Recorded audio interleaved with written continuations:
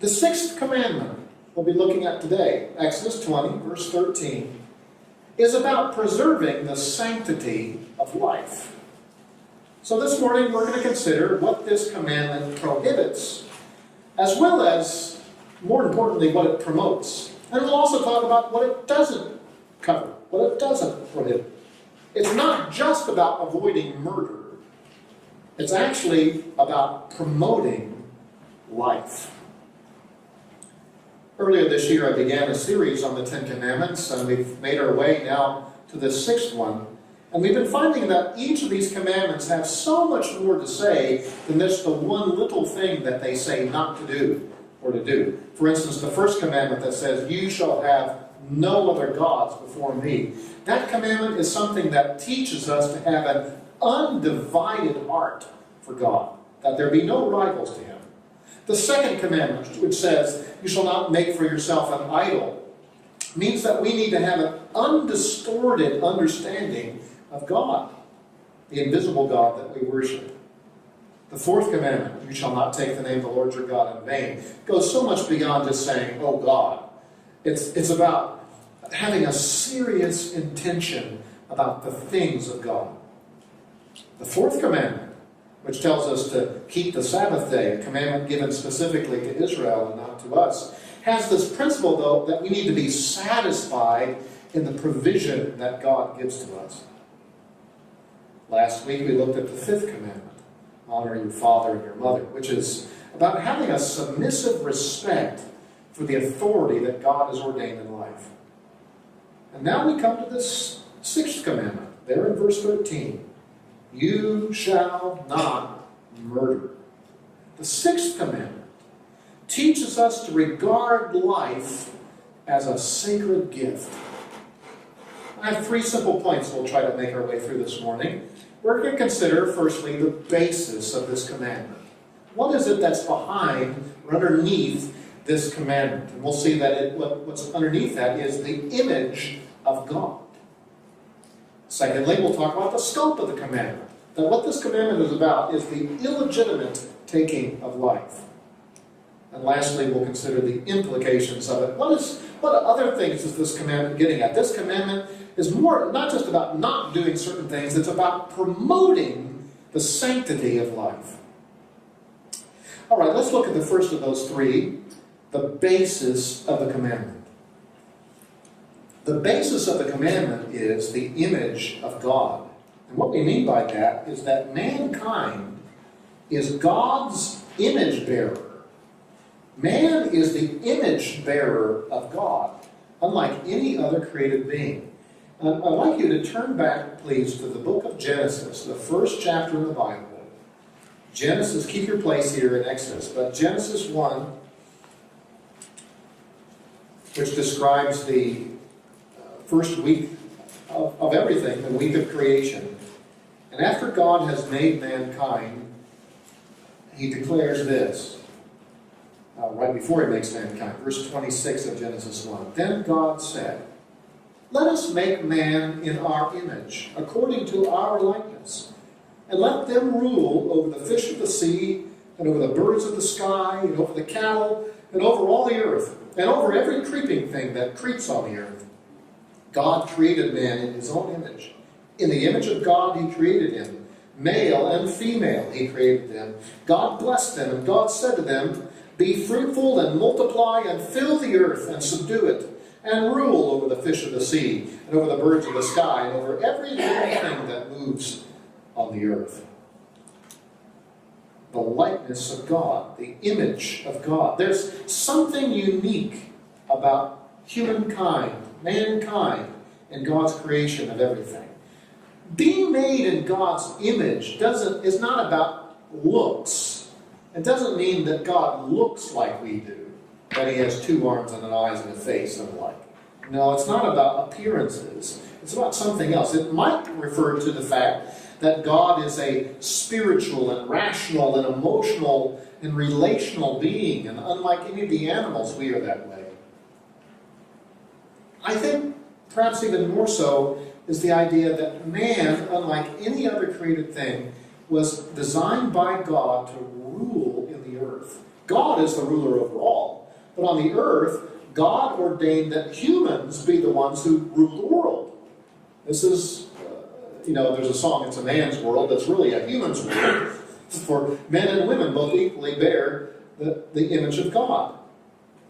Mankind is the representative of God on earth. Now, you can argue from the Bible that we've done a very bad job of representing God, but nonetheless, that was the divine intent, that we be His representatives. The image of God in human beings is not something that gets snuffed out when a person sins. The fact that Adam and Eve sinned, and they sinned terribly, and we all continue to follow in their train wreck. The fact that they sinned and we sinned doesn't mean we're no longer bearers of God's image. We still have it. And so when the Bible brings up this issue of us having the image of God, it usually attaches to it the idea that we need to treat each other well. Because when we mistreat each other, we are in essence mistreating God. Not that we have God within us, but we are designed to be God's representatives. Like Genesis 9, verse 6. Noah gets off the ark. It's a whole new world, and the Lord is explaining to him how things are going to operate in this world. And he tells Noah, you're allowed to eat animals, you're allowed to kill animals, but you're not supposed to kill your fellow man. And he says to Noah in Genesis 9, verse 6, whoever sheds man's blood, by man his blood shall be shed, because man was made in the image of God. Cattle, not made in God's image. Fish, birds, whatever else, not made in God's image. But mankind is. And that's why we have to respect human life above all else. James, the brother of our Lord Jesus, in chapter 3, verse 9, talks about how we can cut and kill with our tongues. Metaphorically, kill each other. He says, with it, the tongue, we bless our Lord and Father, and with it we curse men who have been made in the likeness of God. And he'll go on to say, brothers, these things ought not to be. Treating each other well is based partly on the idea that human beings, whether they're Christian or not, bear within them the image of God. As Al Mohler has said, the worth of human life is grounded in the Creator more than the creature. It's no mistake that in the list of the Ten Commandments that this one comes so close to the first 4 commandments, which are about regarding God. When you properly relate to God, when you understand who He is and His holiness, it is far easier to properly relate to other people. And that's why the commandments about relating to God come first, and then the commandments about relating to other people. And this one is high up on the list because human beings bear the image of God. Mankind is God's image bearer. And murder is, therefore, killing God in effigy. Effigy. An effigy is a likeness of someone. I don't have any change on me, but if I pull out a quarter, there is an effigy of George Washington. Or maybe you don't like quarters, maybe you like pennies. There's an effigy of Abraham Lincoln on there. And if you really, really hated Abraham Lincoln or George Washington, I guess you could try to kill them in effigy and strike through the image and be done with it. This is the kind of thing that shows up on the news. You remember last year, Kathy Griffin, the comedian, got herself in hot water for holding up an effigy of Donald Trump's head with false blood dripping down. She claimed it was simply satire, but in another place and time, that would have been taken as a call for his assassination. People have been doing this stuff for years. 2014, there was a freeway outside of St. Louis that was shut down for hours because someone had put hung a mannequin over the overpass with Obama's face on it, and they were hanging him in effigy. With a long history of killing our presidents this way, Madison, Tyler, Lincoln, Wilson, Nixon, Ford, Carter have all had reported instances of people killing their effigies. My point is, when an individual murders a human being, in one sense it is an offense and a crime against that human being, but that human being they have killed is an image bearer of God. In a sense, it is a blow against God. because people are made unlike any other creature in God's image. Murder is the work of the devil, who wishes to destroy every semblance of the knowledge of God, every image of God. Jesus said to the Pharisees, the false religious leaders of his day, in John 8:44, "You, Pharisees, are of your father the devil, and you want to do the desires of your father. He was a murderer from the beginning, and does not stand in the truth, because there is no truth in him." Yes, he led Adam and Eve into a death trap. They brought death upon themselves eventually. This is the basis of the commandment. We cannot wantonly kill one another, illegitimately take human life, because mankind is made uniquely in the image of God. I want us to consider the scope of this commandment. Taking life illegitimately. Let's think about the meaning of murder here. The New American Standard Version that I'm preaching from, back in here in Exodus 20, "You shall not murder."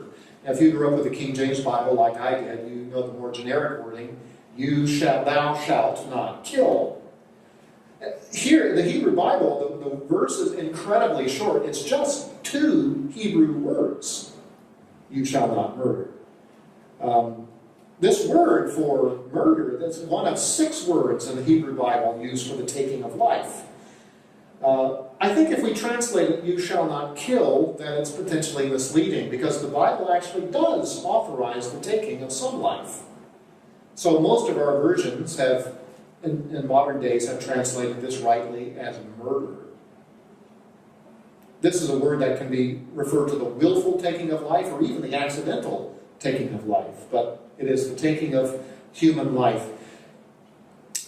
This is a great example, though, of a commandment where the idea behind it is much bigger than just the 2 little words that it uses. Now, before we think about some of the different ways that this commandment would apply, I want us to think about some ways that the commandment does not apply. I mentioned at the beginning of our lesson that, having a church barbecue is not a violation of the 6th commandment. Well, why not? Why is that excluded? So let's consider firstly what the commandment permits. That there is some taking of life that this commandment does not rule out. There are certain kinds of taking of life that are permissible within the Bible. One of them is hunting. Hunting, gaming, the slaughtering of animals. At the very on in the Bible, God authorizes agribusiness and the consumption of meat. I read to you earlier from Genesis 9, verse 6, where God said to Noah, "You're not to take human life. He who sheds man's blood, by man his blood shall be shed." That's authorizing capital punishment for capital crimes. But 3 verses earlier, the Lord said to Noah, "Every moving thing that is alive shall be food for you." Can you imagine what Noah's thinking? For months they've been on this boat, they're saving these animals, saving them, and now they get off, and it's a whole new world. Now what do we do with them? Can we eat them? And so the Lord gives them permission, yes. And that's why, there were some that only came on by 2s, but many of the animals came on the ark by 7s.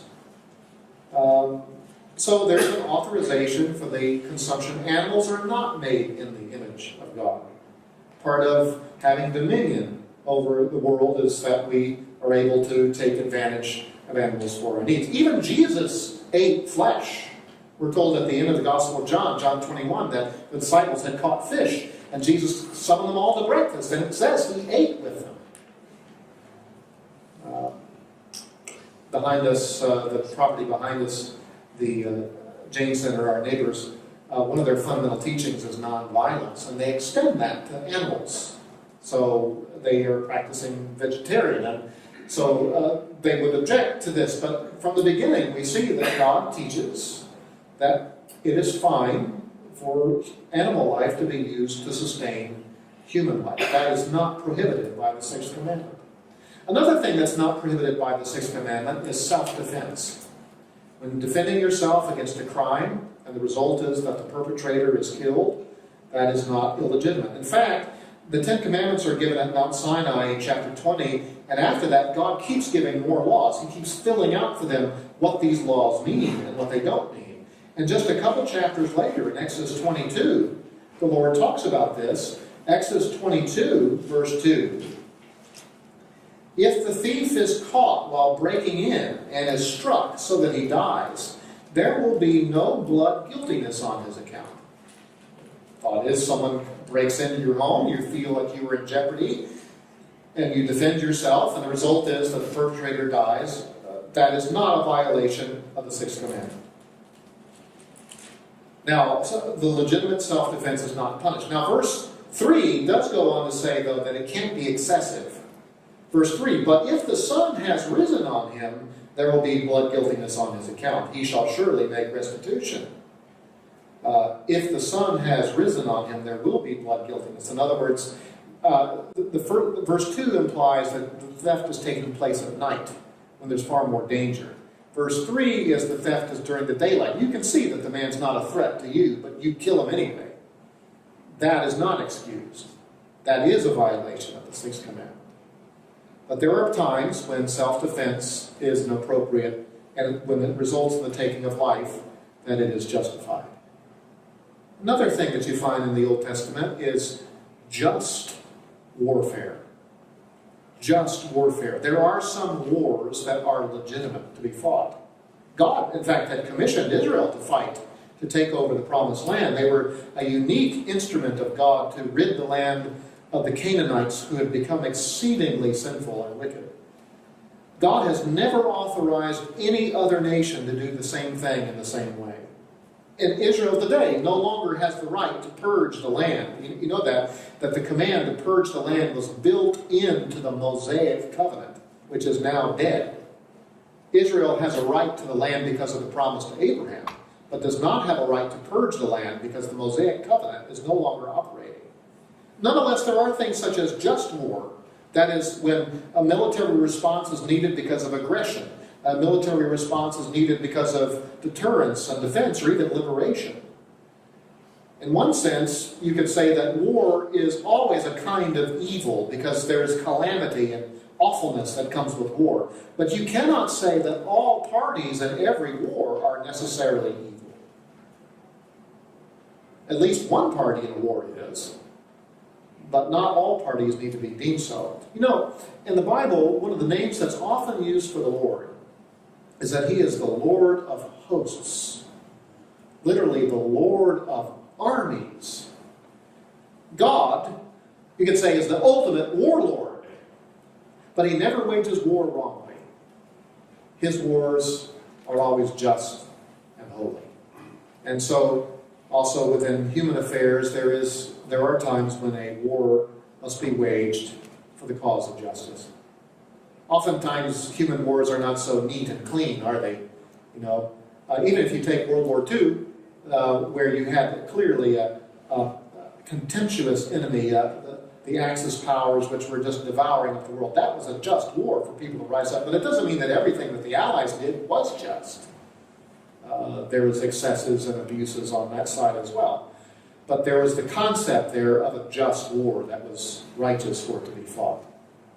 All right, let me give you one more thing that's not excluded by this commandment. The Sixth Commandment does not exclude state execution. State execution. I read for you before from Genesis 9:6. Whoever sheds man's blood, by man his blood shall be shed. This assumes, of course, that there's a due process, that there is a proper sort of trial. The concepts of capital crimes worthy of death is something that came from God himself. Although it's fascinating, as you read the Old Testament, capital punishment is very rarely executed.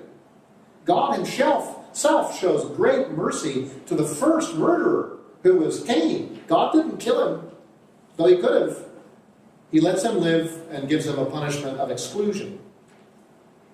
In the Old Testament, there are 16 crimes that are worthy of capital punishment. They are murder, kidnapping, adultery, homosexuality, incest, bestiality, gross rebellion against parents, and I mean by like striking and injuring your parents, human sacrifice, false prophecy, blasphemy, profaning the Sabbath, sacrificing to false gods, magic and divination, unchastity, and certain instances of rape. The Old Testament required certain kinds of execution for these crimes, but it prohibits certain kinds. It doesn't allow every kind of execution. And for the determining about whether a person was truly innocent or guilty, Israel had access to divine methods for determining these things if they were judging rightly. But, of course, very often they judged poorly or not at all. Even the New Testament affirms the idea of capital punishment. Paul tells the Roman church, who live right under the thumb of the Roman government, that they need to be respectful to human authorities. And because God has ordained human authority to maintain justice in the world. And he says in Romans 13, verse 4, and that man who bears the sword is a minister of righteousness. Doesn't mean they're a preacher who knows the Lord. It means they're there to preserve justice within society. And Paul says he does not bear that sword in vain. There is a legitimate use of weapons like that to preserve goodness within society. And yet, both the Old Testament and the New Testament abound in examples of mercy being given when capital punishment was deserved. Do you realize that David, King David, who wrote most of the Psalms, was worthy of capital punishment? He had an affair with Bathsheba, and then to cover it up, had her husband executed, essentially, on the battlefield. He was worthy of execution, but God spared him and showed mercy. And so in justice, we also must remember mercy as well. So I've given you a list of 4 things that this commandment is not about. I'm going to list out now 6 things that it is about.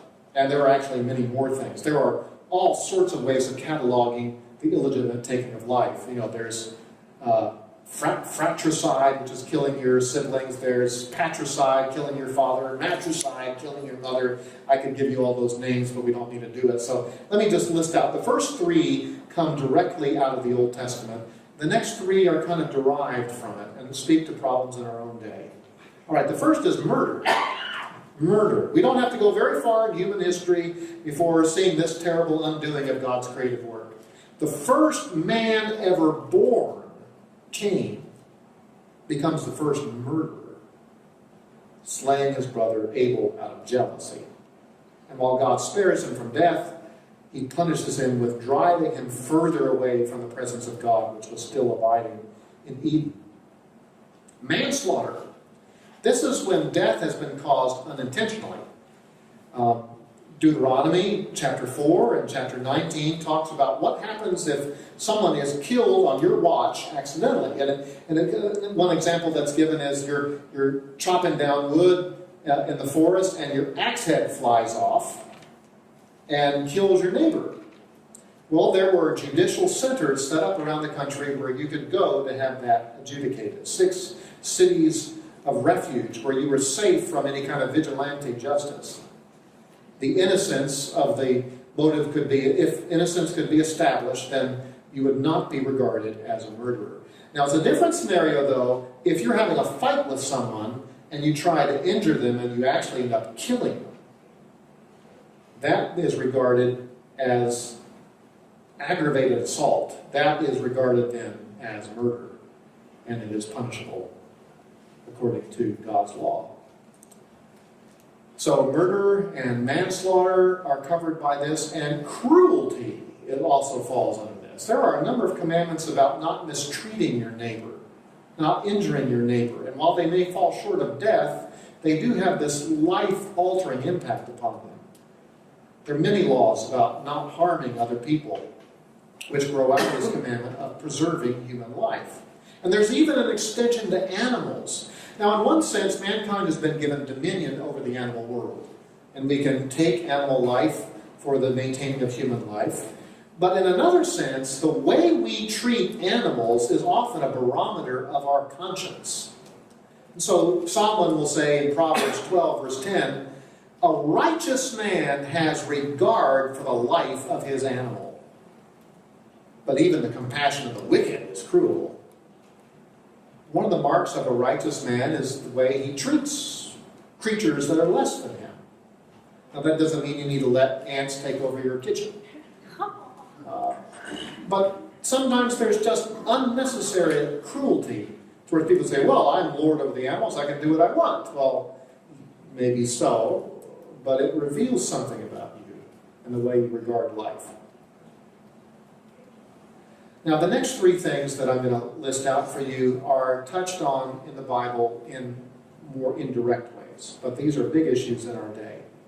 And number 4 is a sensitive one: suicide, murder of oneself. The commandment, you shall not murder, is not limited to any object. It's not saying, well, you cannot take up someone else's life, but it's okay to take your own. This commandment extends to oneself as well. Of course, suicide usually grows out of some great experience of despair. And sadly, this is a point that has been lost sometimes in the historic church. There were, for instance, some early church fathers like Augustine in the 4th century who overplayed the Bible's teaching about this issue. He emphasized so much the awfulness of it that the idea came from him and others that anyone who took their own life could not possibly be a true Christian. They were certainly doomed and damned for hell. Now, what Augustine was trying to do, and he did it clumsily, was to stop self-martyrdom. There were people in his day who were signing up to be martyred unnecessarily, as if it was some great virtue to have their life snuffed out. And so, trying to fight against that, he swung the pendulum too far to say, well, anyone who does that certainly is not a real Christian. That thinking, though, continued into the centuries, and so in the Middle Ages, if a person committed suicide, the church would not give a Christian burial to the corpse, because the thought is they're a damned person. See, and then you have the idea back then that if you have last rites performed for a person, that gets them into heaven eventually. So they were deprived of that, and so the thinking was they can never get out of purgatory, they can never certainly get out of hell, because they didn't have a Christian burial. Of course, that thinking is wrong. What happens to your body doesn't determine what happens to your soul. But this was part of the thinking for many centuries. And even in traditional law, coming into the modern era, it used to be that if a person committed suicide, that their family members did not receive any inheritance. And it was part of society's way of discouraging suicide. Now, it was a foolish way to do it, of course. It ended up injuring many more people. And then the strange oddity in some places that if a person attempted suicide and was not successful, they were sometimes tried for attempted murder and then executed. Foolish ways to try to deal with problems. There are deep, deep issues that lead people to these things, and it requires compassion and understanding and communication. And yet there is still this moral sense that the taking of one's life is not our prerogative. Our life is not our own. We belong to the Lord. We bear His image, and it is not our right to snuff out that image ourselves or for anyone else. In the Old Testament, there are 5 examples of people committing suicide, and it's fascinating that each of those examples, there are 5 in the Old Testament, each of those times in the Old Testament, someone is trying to avoid shame. They're trying to avoid the utter disgrace of either being defeated or being captured, and so to preserve their honor, they think, they take their own life. None of the examples are commended. There's not a single example where anyone is lifted up as saying this was a noble thing they did. It was kind of a selfish means of preserving their sense of honor. In the New Testament, there are 2 examples of suicide that's attempted. One of them is successful. It's Judas Iscariot takes his own life. And the other one is an interrupted attempt. Remember when the Apostle Paul is in prison in Philippi, and there's an earthquake, and the jail breaks apart, and people are about to, and the jailer is about to kill himself because he figures it's better for him to do it than to have his superiors do it, and Paul tells him, stop, no, don't do it, we're all here. Suicide is not the same thing as self-sacrifice. There are sometimes in situations, for instance, in war, where a person gives their life. They know that they are, in doing a certain action, that they are bound to die, but they do it to save others. The Bible commends self-sacrifice. But suicide is not self-sacrifice. Suicide is actually an extreme form of selfishness. Of being so focused upon oneself that the thought about the implications for others is not thought through. Yes, it's born out of deep despair that requires counsel and compassion and communication. But it is still nonetheless something that offends God. There are a few people in the Bible, godly people in the Bible, who contemplate suicide. Job does. In his great agony, he'll say in Job 3 that he mourns the day that he was born. His birthday isn't something to celebrate, it's a day for sadness. But he can never bring himself to harm himself or to do himself in. Jonah, the prophet, went through some periods of great selfishness. He didn't want to go to a pagan nation to preach to them because he was afraid that God would forgive them. And of course, that's what God did. God spared the Ninevites. And several times, Jonah asks God to kill him. Take my life from me. It's better for me to die than to live. And I think, I can't prove it, but I think he tried to kill himself. Remember when the sailors figure out that the storm has come because of him? And they say, well, what are we supposed to do? And he says, well, throw me overboard and then the storm will stop for you. The Lord never told him that. He's jostling around in the boat. Apparently, he doesn't have the ability to jump off himself, so he basically asks for assisted suicide. And the sailors know that it's not kosher. Before they throw him overboard, they ask God for forgiveness. And yet the Lord spares him, saves him, gives him another chance, and still had to save him yet from further selfishness. So I don't want to speak callously or about the severity of this. It's a hard thing. And some of us have had loved ones who have come to this point of despair. And it's a great hardship. But it is also an offense to the Lord. As a believer in great despair, I would not want the last thing I did in this life to be a great sin. And then to stand before my Lord, even if it be in heaven, and have to give an account for what I've done. There's two more I want to talk about briefly. Time is slipping away. But euthanasia. Number 5, euthanasia, the willful terminating of life to relieve suffering that cannot be repaired. The word euthanasia is not found in the Bible, but it's a Greek word, and it's from two words that mean good death. It has nothing to do with young people living in the eastern part of the world, youth in Asia. It's a Greek word, good death.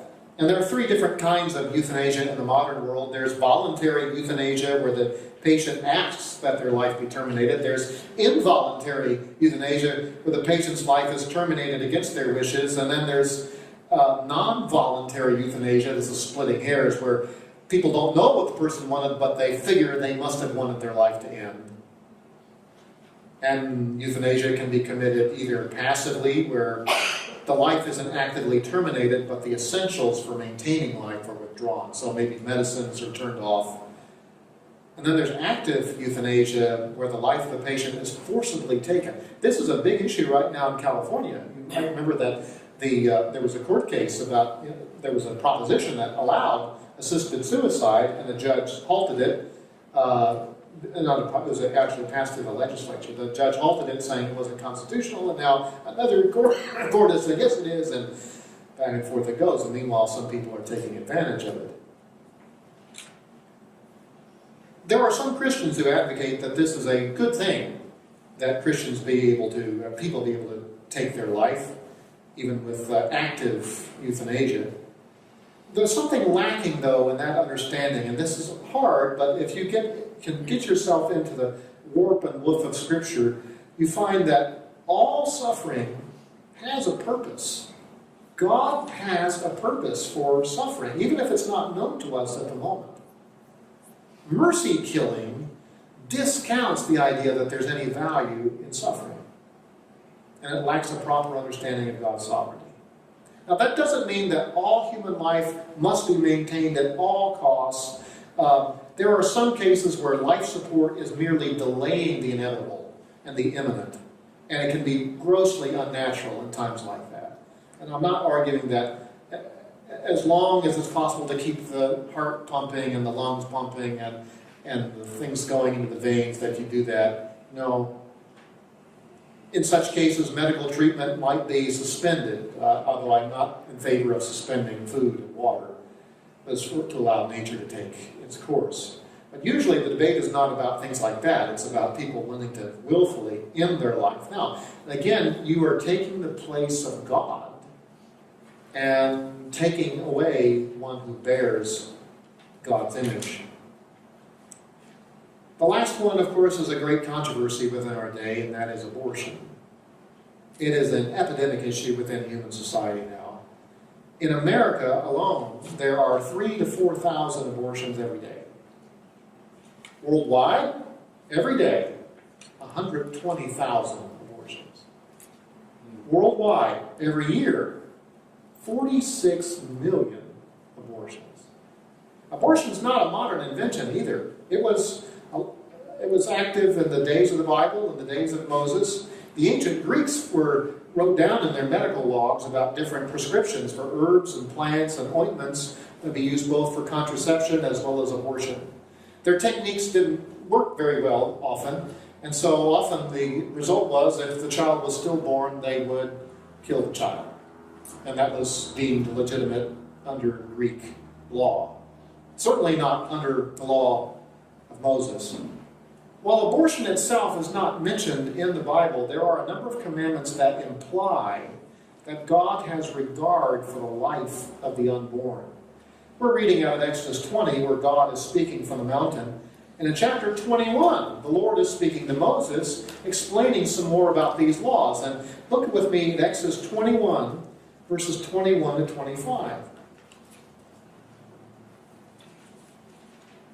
Let's see, I want verse 22. If men struggle with each other and strike a woman with child, so that she gives birth prematurely, yet there is no injury, he shall surely be fined, as the woman's husband may demand of him, and he shall pay as the judges decide. But if there is any further injury, then you shall appoint as a penalty life for life, eye for eye, tooth for tooth, hand for hand, foot for foot, burn for burn, wound for wound, bruise for bruise.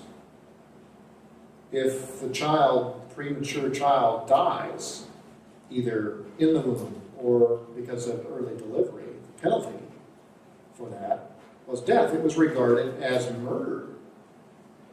Now, this passage isn't speaking about abortion directly, so it's not really a proof text, but what it does show is that God had a value for human life that was unborn. I do think there are some cases, some difficult cases, rare cases, where abortion might be justifiable. I would not say that rape is an instance of that. While it is a great evil that has happened to the person who's become raped and impregnated, you don't make that wrong right by committing another wrong and affecting another human life. The only cases that I think could be justifiable are things like ectopion or tubal pregnancy, where the life of the mother is in jeopardy. Not just the quality of life, but the actual life of the mother. And the decision is now, which life will we save? Those are painful, difficult, hard situations. But the goal in a procedure like that is to save as much life as possible. Hard things. Most people don't find themselves in those situations, but one thing that we all ought to walk away with from studying this commandment, the implication of this commandment is not just keeping from harming other people, but to actually promote life, to maintain both in principle and practice the sanctity of human life as a common grace of God. We need to be conscious about protecting others. You know, the law of Moses has a lot of extra laws that grow out of this one. This law about not committing murder is a root that shoots up into many other different commandments. For instance, the commandment in Deuteronomy 22, verse 8, if you have a house with a flat roof, you got to put a railing on it. so that when people are up there, they don't actually fall off to their death. You may not intend it, but life must be protected. Life must be promoted. There are laws about dangerous animals. If your ox is known to gore, you must put that animal down for the protection of human life. And so we need to take seriously the goal of protecting and promoting human life. And we need to take very seriously the teaching of Jesus, who read this commandment in the Great Sermon on the Mount and said, "You've heard it said, you shall not murder." And Jesus has no qualms with that commandment. But what he did have a qualm with was the way it was being applied in such a shallow way. He goes on to say, if you really want to fulfill the heart of that commandment, then you need to avoid doing anything that harms your neighbor.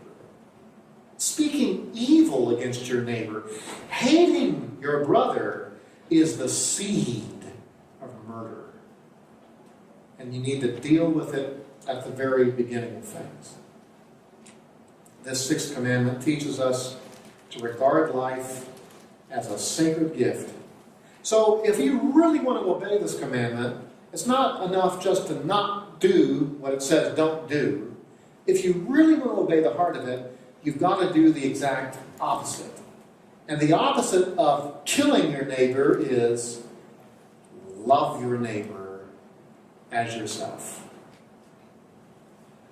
Lord, we pray that that would be true of us, that we are dedicated to loving our neighbors, our Christian neighbors, our non-Christian neighbors, all those to whom we come in contact with, as we have opportunity and ability, to regard life as your gift. And Lord, may we use every day of the life that you've given us, may we use it to your glory, use it to do good for you and to others, and so reflect something of the great image of God that you have embossed within us as your representatives here. We thank you, Lord, that your Son willingly gave his life so we might have life, so that we might be forgiven of all the ways that we fall short of your word, that there is mercy to be found in him, and newness of life, and so may we walk in it each day. In Jesus' name, amen.